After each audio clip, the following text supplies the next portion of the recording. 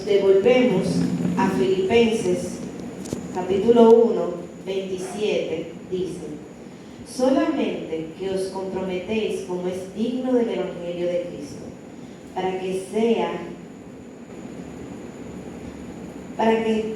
que o sea que vaya a veros o que esté ausente, oiga de vosotros que estáis firmes en un mismo espíritu, combatiendo unánimes por la fe del Evangelio. Y ahí le da como, en el 28 y en el 29, le da como unas exhortaciones acerca de cómo ellos deben mantenerse firmes.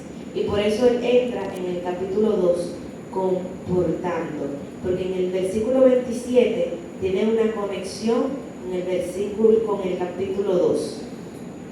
Entonces, ¿qué es una vida digna? El capítulo 27 hablaba de que teníamos que tener una vida digna. Una vida digna, como ya lo leímos, se lo voy a leer en otra versión, el capítulo 2, 27, dice: en realidad, el capítulo 1, 27. Pero sobre todo, como comunidad de Cristo, pórtense de una manera que represente con dignidad el mensaje acerca de Cristo. Ya sea que yo vuelva a ustedes o no, quisiera escuchar que siguen firmes en el Espíritu y están todos de acuerdo, luchando unidos para lograr que otros crean en el mensaje. Y por tanto él dice, por tanto, si ustedes son cristianos, por tanto, si ustedes están en una congregación, por tanto, si hay alguna consolación en Cristo, si yo me siento consolado en Cristo, si algún consuelo de amor ¿en quién? En Cristo. Si alguna comunión, ¿en quién? En Cristo. Del Espíritu. Si algún afecto entrañable, si alguna misericordia, si usted se siente identificado con algunos de esos puntos que Pablo menciona, él le dice: completad mi gozo. A Pablo le complacía y le hacía feliz que no simplemente sintamos todo eso, que no simplemente digamos que tenemos una vida digna, que no simplemente digamos que somos seguidores, sino que completemos ese gozo y entonces estemos unidos. Y este capítulo 2 habla acerca de la unidad como congregación, de la unidad como cuerpo de Dios, y cómo esta unidad refleja nuestra vida de comunión personal en Cristo. Eso es lo que se quiso conectar en el versículo 27 y 2. Si yo tengo una vida de comunión y de consagración en Cristo, por lo tanto, se va a completar el gozo con la unidad que tengo con otros que están cerca de Cristo. Porque si mi mente está en Cristo y su mente está en Cristo, tenemos que estar unidos. Entonces, estar unidos debe ser nuestra esencia como grupo, ya que muestra a Cristo. ¿A quién nosotros le queremos mostrar a Cristo? No, a los que no son cristianos.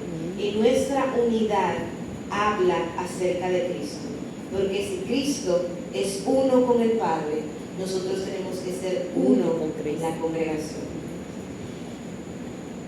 Entonces, Pablo sigue hablando y dice: nada hagáis por contienda o por vanagloria, antes bien con humildad, estimando a cada uno, a los demás como superiores a él mismo. Y ahí entraba acerca de la comunión personal, y es: si yo tengo comunión y si yo tengo a Cristo, si cada uno, no hagáis por contienda o por vanagloria, antes bien estimando a cada uno de los demás como mayores que nosotros. Si yo estoy santificado, si yo estoy en Cristo, no puedo tener una antipatía y decir: si Arelis fuera más santa, tal vez la congregación funcionaría. Si tal vez otra persona fuera de tal manera, tal vez la congregación funcionaría. Y Pablo le dice a cada uno que tengamos ese amor y esa autorreflexión de saber que no debemos esperar que los demás muestren una santificación o muestren unos frutos, sino que nosotros debemos procurar mostrarlo nosotros, y que nosotros tenemos que trabajar por la unidad, y nosotros tenemos que ocuparnos de nuestra vida en comunión con Dios, y tenemos que preocuparnos por nuestros frutos, y no podemos estar pendientes a lo que hace otro. Entonces, como no estoy pendiente, lo veo como mayor que yo, y como yo estoy enfocado en crecer, lo que veo en mi hermano es lo positivo, y por eso lo veo mayor que yo. Y sabemos que el vínculo perfecto, ¿cuál es? El vínculo perfecto es el amor. ¿Qué nos une? El amor. Entonces, cuando yo amo, tomo lo positivo de la persona, y por eso Pablo decía que veamos a los demás como mayores que nosotros, que busquemos en los demás la grandeza, que busquemos en los demás lo que tienen de Cristo para mostrarnos a nosotros. Que es lo contrario que nosotros como seres humanos hacemos. Pablo está diciendo, oiga, considere a la hermana Aura que tiene virtudes y que tiene frutos que me ayudan a ser mejor cristiana, y veo todo lo que ella veo bien. Nosotros hacemos lo contrario. Siempre estamos con el dedo acusador, pero no sabiendo que 4 dedos se van de nosotros. Entonces siempre vemos lo negativo, lo que no hace, lo que debería de hacer en los demás. Y entonces no nos preocupamos. Es que yo no puedo pensar en los demás, sino que yo tengo que procurar, yo santificar, yo dar fruto, yo. No tengo que ver con los demás, tengo que ver conmigo. Y entonces, generalmente las congregaciones, por eso que hay las diferencias, las situaciones, porque siempre estamos viendo no los defectos, no las cosas que no deberíamos de ver, sino nosotros mismos analizamos nosotros y tratar de cambiar nosotros. Amén. Entonces volvemos al capítulo 1:27 y dice: solamente como que os comportéis como es digno del Evangelio de Cristo. Cristo miró lo positivo en nosotros. Amén. Cristo, aún nosotros estando por lo más debajo, Él decidió levantarnos y ver en nosotros lo positivo, y así nosotros tenemos que hacer. Entonces, si vemos la conexión, dice, si tú eres seguidor de Cristo, si tú estás en comunión en Cristo, mantente unido a tu congregación, porque eso es un fruto y muestra tu vida de comunión con Dios en lo secreto. Y para tú poder tener una unión con tus hermanos, tienes que estimar a los demás como mejores que tú. Tienes que bajar la crítica y comenzar a ver lo positivo. Y dices, y sigue el 5. Haya pues en vosotros ese sentir que hubo también en Cristo. Y vamos a seguir leyendo ahora. Vamos a leerlo hasta el 11, del versículo 5 hasta el 11, de Filipenses capítulo 2. ¿Con un amén? ¿Con todos? Haya pues en vosotros ese sentir que hubo también en Cristo Jesús, el cual siendo en forma de Dios, no estimó el ser igual a Dios como cosa a que aferrarse, sino que se despojó a sí mismo, tomando forma de siervo, hecho semejante a los hombres, y estando en la condición de hombre, se humilló a sí mismo, haciéndose obediente hasta la muerte, y muerte de cruz.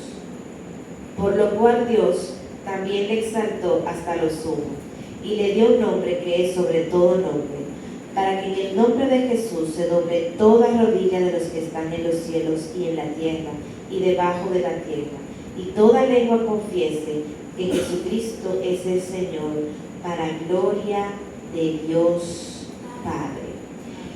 Entonces, como somos seguidores de Cristo, nosotros hacemos lo que hace Cristo. Y Pablo entra con este ejemplo de Jesús, porque él lo ve que va en acorde. Y él le exhortaba a que vean a los demás como mayores que nosotros. Y él pone un ejemplo de Jesús. Porque nosotros tenemos que todos los días maravillarnos por lo que hace Jesús, tener admiración por lo que hace Jesús. Y yo le quiero hacer una pregunta. Cuando usted está en la calle y ve que una persona comienza a tirar piedras, ¿qué es lo primero que usted piensa? Qué loco. Muy bien, ¿qué más? Muy bien. Y si una persona está en un carro y sale gritando del carro, ¿qué usted piensa? Que le hicieron daño. ¿O le pasó algo a alguien? Sí, le hicieron daño, claro. Muy bien. Y cuando una persona se gana la lotería, ¿qué usted piensa? Que está feliz. Oh, que es un número, yo lo tampoco. Está feliz. Y no piensa, ¿y qué va a hacer con el dinero? No piensa. Se va a mudar y no va a ver. Exacto. Una vez cambia Y alguna vez cuando usted ha visto un loco tirando una piedra, usted no le ha pensado como que, ¿por qué tira piedra? O cuando hablan solo en la calle, no ha pensado, ¿por qué está hablando solo? ¿Y con quién es que habla? ¿Y qué es lo que es? ¿Qué problema tiene? El problema es que se hace lo que me falta, no va a mi punto, porque es loco. Entonces, así también nosotros tenemos que cuestionar. Es importante para el ser humano cuestionar. Yo pasé un susto con un loco en Jaina. Yo veo a ese señor ahí en esa bomba y yo venía saliendo de la bomba para coger la pista. Lo que menos yo me estoy pensando que él se va a bajar, iba a coger una piedra y me la va a tirar. Y cuando yo veo que él se baja, que me tira la piedra, salto y yo bajo, pero yo cerré los ojos. Yo no sé porque yo dije ya. Instintivo. Y déjenme decirle que si le hubiera dado en el vídeo, la joven que amiguita de Lisbeth que iba conmigo, porque Lisbeth no iba, era tempranito por la mañana, no le dio en el vídeo, sino que le dio en el borde del vídeo y el cintillo. Lo apoyó eso ahí, pero gloria a Dios, que no me lo dio en el vídeo, porque si lo hubiéramos llenado de no parte nosotros con la piedra. Y no Explota el vidrio. y sin embargo, yo no quise, yo no sé por qué no podía avanzar. Y yo dije, pero bendito sea Jehová, yo lo vi, ya yo vi el aspecto que era, pero yo me dije, no, yo puedo creer que me va a tirar esa piedra, y yo de una vez. Y entonces uno, ¿qué piensa? Hombre, es verdad que está loco, pero amárrenlo, para que esté en la calle, para que esté en la calle. Entonces uno se cuestiona con el otro. Entonces, entre todos esos cuestionantes siempre hay misterios. Siempre hay algo que no sabemos y que no conocemos. ¿Usted considera que Jesús es un misterio?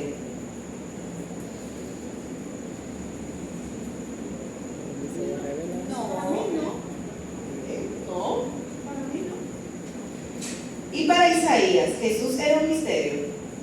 Para Isaías sí, porque él no se había manifestado todavía, siempre estaba en profecía. Entonces nosotros conocemos a Jesús, porque Jesús era un misterio que se nos reveló a nosotros. Entonces, cuando estaba buscando el estudio para ser filipenses, decían algo muy interesante. Y es que nosotros, como seres humanos, celebramos el nacimiento de Jesús. Porque cuando Jesús nació en Belén, que se encarnó, a nosotros nos fue revelado Jesús. Pero la Biblia le da un énfasis muy importante a la ascensión de Jesús. Y nosotros, no que no la tenemos que celebrar, pero a veces no le damos esa importancia porque Jesús subió y nosotros no sabemos qué pasó cuando subió. Entonces no tiene ese efecto en nosotros. Pero Jesús existía antes de haber encarnado en Belén.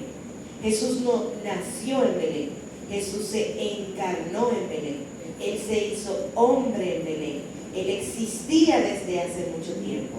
Y dice aquí, que haya pues en vosotros ese sentir o esa mente de Cristo, el cual siendo en forma de Dios, no estimó el ser igual a Dios como cosa a que aferrarse.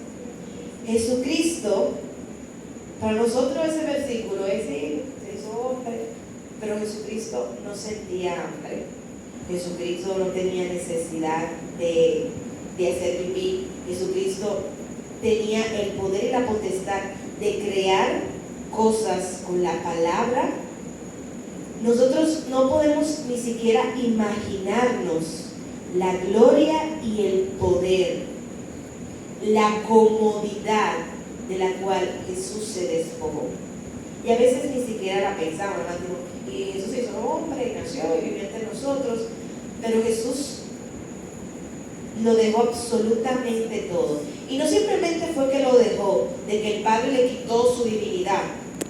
No, Jesús decidió no usar su divinidad. Jesús, estando en la tierra, Él tenía toda la potestad de Dios, pero se despojó y decidió no aferrarse a ella. Jesús pudo haber buscado su gloria con el poder que tenía. Jesús pudo decirle al Padre, ¿y por qué yo?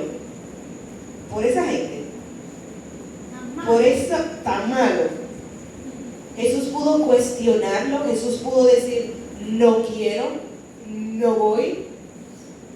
Pero como dice Isaías, Jesús fue el sacrificio perfecto, porque a Él no lo llevaron amarrado, sino que Él fue por voluntad propia. Y así como Jesús deja su comodidad, así como Jesús deja su gloria, así como Jesús se pone a la par de lo más mínimo del universo completo, así tenemos que hacer nosotros en nuestra vida diaria y en nuestra congregación. Amén. Que si me incomoda, que si no puedo, pero Jesús lo dejó todo. Y Pablo nos dice aquí que haya en nosotros el sentir que hubo también en Cristo. Así que cuando tengamos ese pequeño dardo de que mi comodidad, de que mi gloria, de que voy a dejar esto o aquello, pensemos en que Cristo dejó mucho, pero por mucho más que nosotros, y sacrificó mucho, pero por mucho más que nosotros.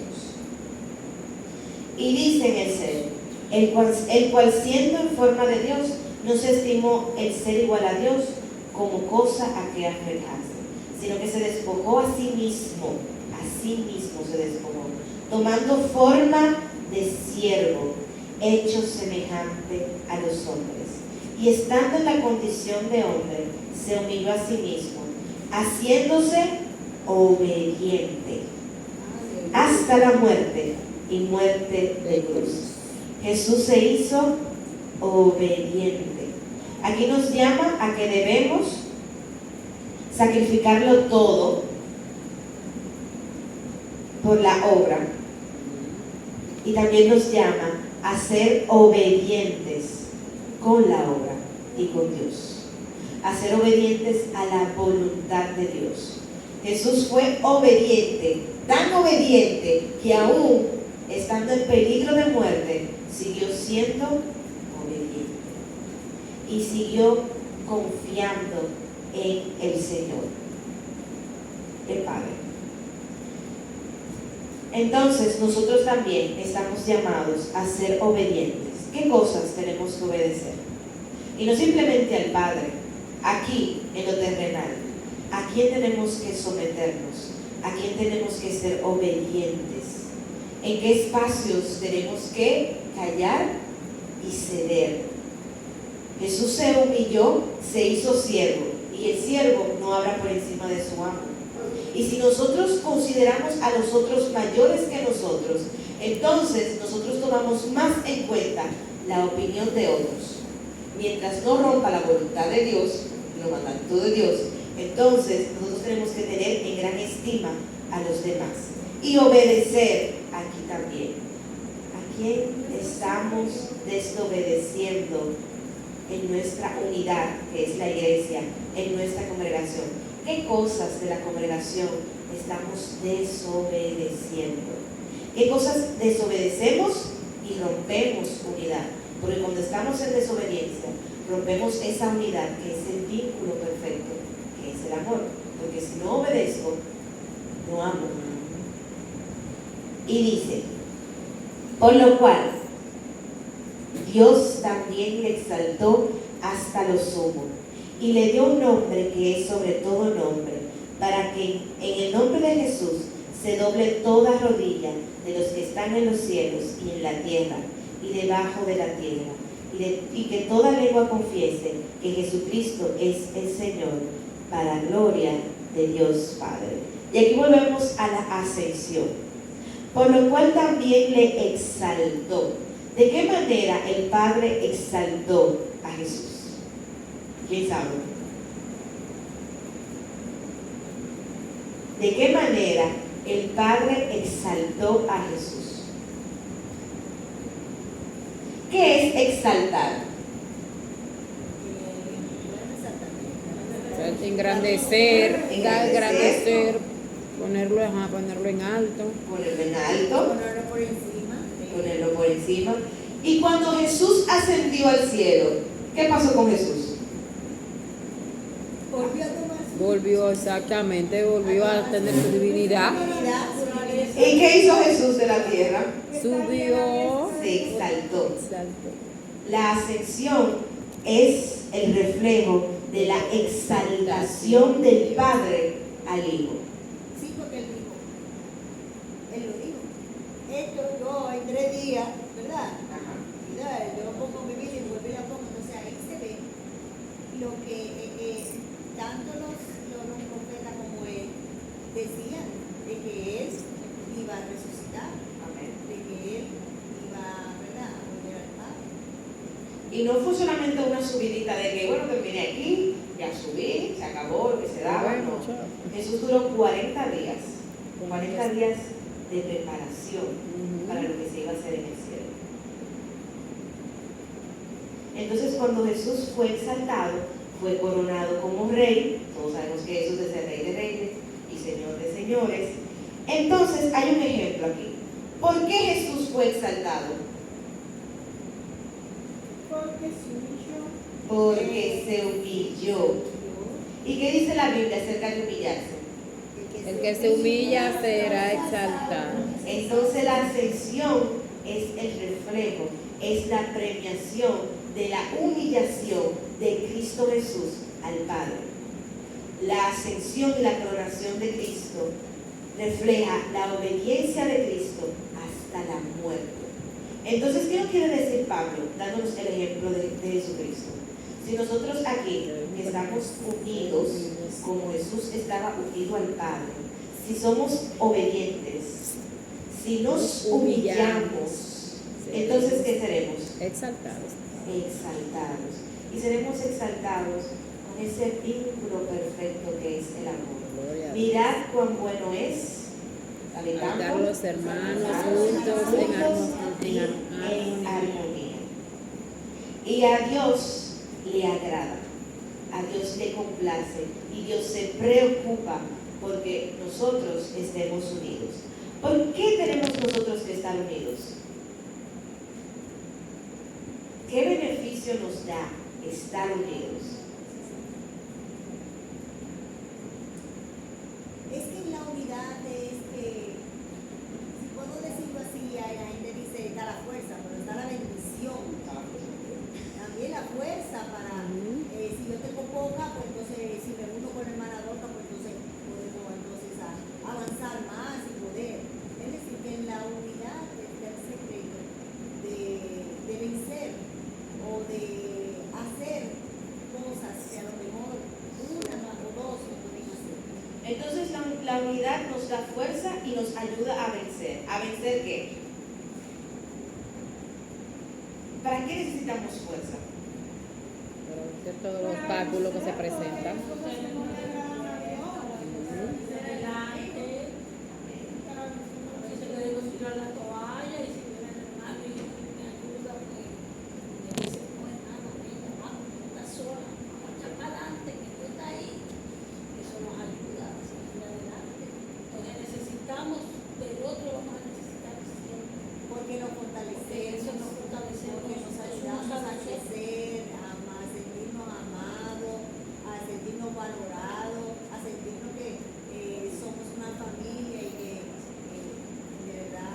sentirnos identificados, parte de un todo, cosas que son necesarias del ser humano. Entonces hemos visto hasta aquí. Es lo que Dios quiere, también es la manera de que nosotros demostramos que tenemos a Dios en nuestra vida. Amén. De esa manera que demostramos al mundo que somos útiles. Y eso es tan importante porque Ana Jesús se lo pidió al Padre. Él se lo pidió.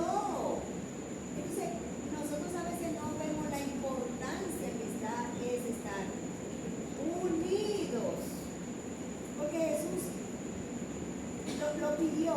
Como ellos estaban unidos, entonces hay un secreto, hay un misterio en estar unidos.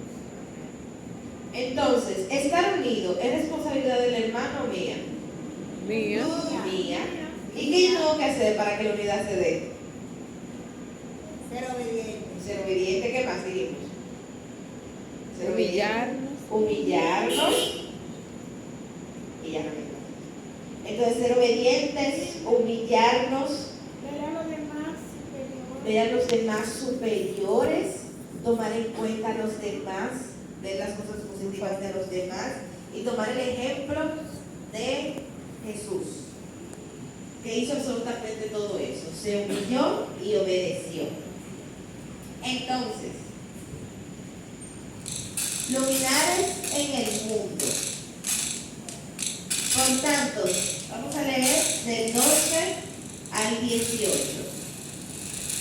Por tanto, amados míos, como siempre habéis obedecido, no como en mi presencia solamente, sino mucho más ahora en mi ausencia. Ocupaos en vuestra salvación. ¿En la salvación del hermano? En la nuestra. Con temor y temblor, porque Dios es el que en vosotros produce así el querer como el hacer. ¿Qué produce Dios? El hacer. Por su buena voluntad. Hacer todo. ¿Qué tenemos que hacer? Sin murmuraciones y contiendas. ¿Sin qué? Para que seáis irreprensibles y sencillos, hijos de Dios. ¿Qué vamos a hacer? Sin mancha, en medio de una generación maligna y perversa, en medio de la cual resplandecéis como luminares en el mundo. Asidos de la palabra de vida, para que en el día de Cristo yo pueda gloriarme. ¿Qué va a hacer Pablo? De que no he corrido en vano, ni en vano he trabajado. Y aunque sea derramado en libación sobre el sacrificio y servicio de vuestra fe, me gozo y regocijo con todos vosotros. Y asimismo gozaos y regocijaos también vosotros conmigo. Aquí en esta lectura, ¿qué le trae gozo a Pablo? ¿Qué le trae gozo? ¿De qué se quiere gloriar? ¿Qué para él es éxito? ¿Qué para él es bendición?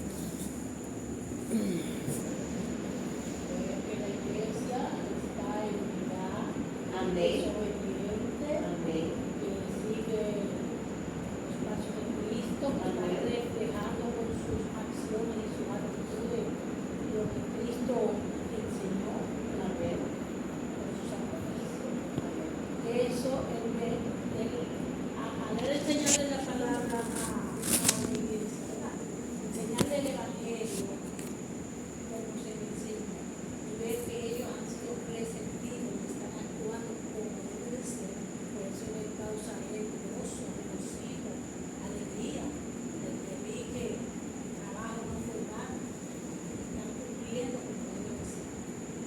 De eso se quiere gloriar Pablo, y eso es lo que le trae gozo. A Pablo, en medio de todo lo que él alcanzó, en medio de la figura que él fue y es, a Pablo lo que le traía gozo era ver a la iglesia unida y saludable. Así también tenemos que ser nosotros, que nuestro gozo, que nuestra meta, que lo que nosotros nos propongamos y tengamos como siempre algo importante es que en la congregación que Dios nos ha puesto, que sea unida y que sea saludable. Pero para eso yo tengo que hacer cosas. Pero nosotros tenemos un Dios todopoderoso. Y hay cosas que nosotros hacemos y hay cosas que solamente la hace Dios. Y ahí es cuando entra nuestra fe. Y Él dice que Dios va a poner en nosotros el qué. El querer como el Como el hacer. El de querer como el hacer. Él nos va a dar la voluntad, la visión para hacer las cosas, pero nosotros tenemos que hacer las cosas, tenemos que perseverar, tenemos que ser irreprensibles, tenemos que ser obedientes, tenemos que humillarnos, y Dios es el que hará su perfecta voluntad dentro de nosotros como comunidad. Y todo eso lo hacemos para poder perseverar y resistir en medio de una generación maligna, todos juntos. Timoteo y Epafrodito. Vamos a leer del 19 al 30. Le dicen amén si lo quieren. Amén. Espero en el Señor Jesús enviaros pronto a Timoteo, para que yo también esté de buen ánimo a saber de vuestro estado. Pues a ninguno tengo del mismo ánimo, y que tan sinceramente se interese por vosotros, porque todos buscan lo suyo propio, no lo que es de Cristo Jesús. Pero ya conocéis los méritos de Él, que como hijo a padre ha servido conmigo en el Evangelio. Así que a este espero enviaros, luego que yo vea cómo van mis asuntos. Y confío en el Señor que yo también iré pronto a vosotros. Mas tuve por necesario enviaros a Epafrodito, mi hermano y colaborador y compañero de milicia, vuestro mensajero y ministro de mis necesidades, porque él tiene gran deseo de veros a todos vosotros, y gravemente se angustió porque habéis oído que había enfermado. Pues en verdad estuvo enfermo, a punto de morir, pero Dios tuvo misericordia de él, y no solamente de él, sino también de mí, para que yo no tuviese tristeza sobre tristeza. Así que le envío con mayor solicitud, para que al verle de nuevo os gocéis. Para que al verle de nuevo os gocéis.